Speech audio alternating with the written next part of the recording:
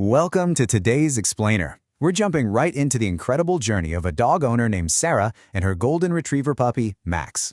We're going to explore how just a few simple, really focused interactions completely transformed their dynamic. If you've ever wondered how foundational dog behavior is actually built, well, you're in for a treat, because this is a fascinating case study. So think about this for a second. How do a few minutes of daily practice create an invisible safety net for a dog? We often think of dog training as just teaching party tricks, right? Sit, shake, maybe roll over. But foundational training? It is really about building an absolutely unshakable baseline of trust and ultimately safety. It's about communicating in a way that could literally save your dog's life. 6 weeks, that's how long Sarah and Max have been together. But in that short month and a half, they've already established a rock-solid baseline. Max has learned to sit, he stays, he comes when called, and he walks pretty nicely on a leash. This 6-week mark is totally crucial because it shows us they aren't just starting from scratch. They've built this mutual language and a rhythm together. In fact, training has actually become their absolute favorite time to bond. Picture this. It's a bright Saturday morning out in their backyard. Honestly, it's the perfect environment for learning because there are hardly any distractions. Sarah brings out the big guns, Max's absolute highest value reward, chicken treats. She has his complete, undivided attention and is ready to teach 2 vital new commands. Max is totally engaged, tail wagging, and they are ready to get to work. First up is the down command, which relies on a technique called physical luring. Sarah breaks this into 3 really clear steps. First, she asks Max to sit. Second, she holds a treat right by his nose and just slowly moves it downward toward the grass.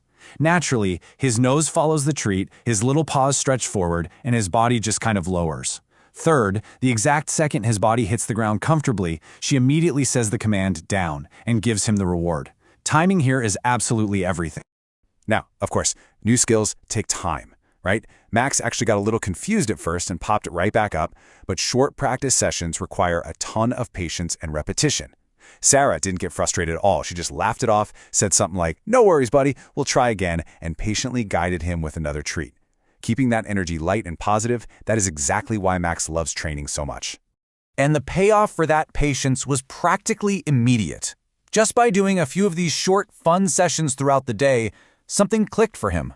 By the evening, Sarah didn't even need to lure him to the floor with the treat anymore. She only had to say one single word, down, and Max would just happily and confidently lie right down on the grass, waiting for his well-deserved belly rub.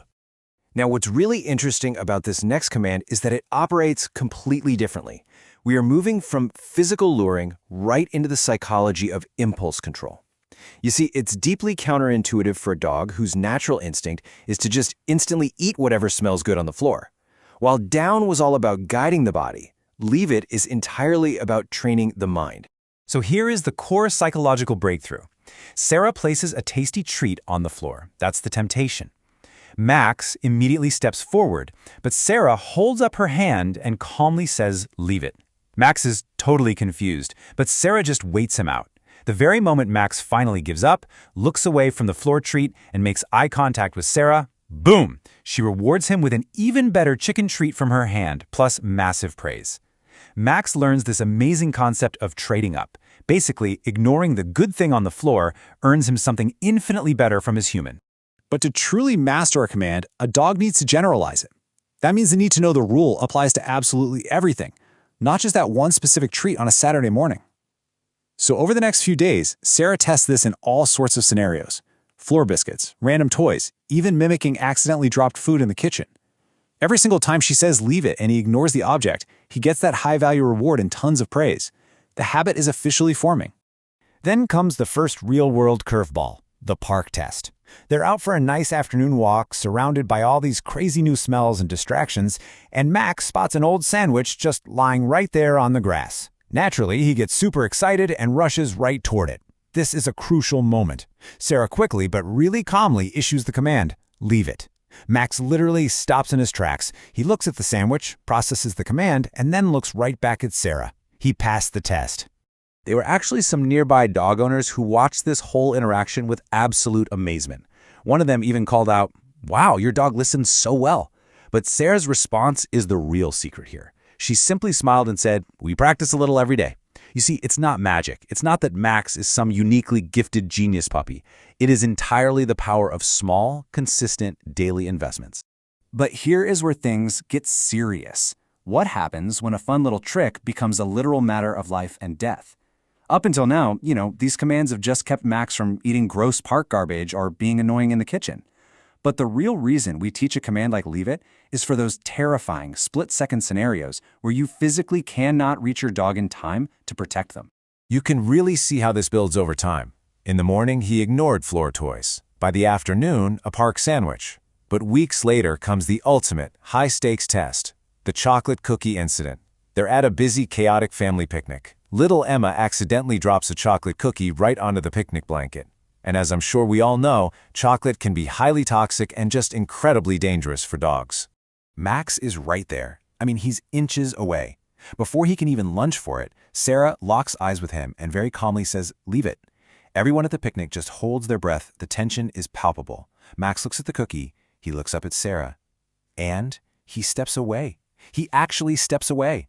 Sarah immediately drops to her knees and hugs him, and the whole family literally bursts into applause. Max didn't just perform a neat trick. His training literally kept him safe from serious harm. Which brings us to this really beautiful, quiet scene later that night. Sarah and Max are sitting outside together under the stars. Max is resting so comfortably right beside her. She whispers, "Down," and he just lays there peacefully. Then, she decides to test him one last time. She says, "Leave it," with a dog biscuit sitting right nearby. But this time, Max doesn't even care about the biscuit. He just looks up at Sarah with this incredibly loving expression. That right there is what a true bond of trust looks like. And as Sarah looks down at him, scratching behind his ears, she has this really profound realization. She tells him, buddy, these commands aren't just tricks. They keep you safe. Max trusts Sarah completely. And Sarah knows that all the time she put in wasn't just about controlling her dog. Not at all. It was about loving him enough to equip him with the tools he absolutely needs to navigate the world safely. So, what can we take away from this explainer today? Well, the core ingredients for building this kind of incredible bond are actually pretty simple. First, patience. Being willing to try again without panicking when things don't go perfectly the first time. Second, love, relying heavily on positive reinforcement and joy and never fear. And third, daily practice. Those small, consistent actions over time, they compound into massive results, making your best friend wiser, a lot calmer, and infinitely happier. I want to leave you with this final thought. And honestly, while it applies to dogs, it absolutely applies to us too. What invisible safety nets are you building with your everyday habits? Whether it's boundaries you set, the daily practices you maintain, or the deep trust you build with the people around you, those small daily investments are exactly what protect us when the unexpected drops right in front of us. Thanks so much for joining me for this explainer, and I really can't wait to dive into our next topic together.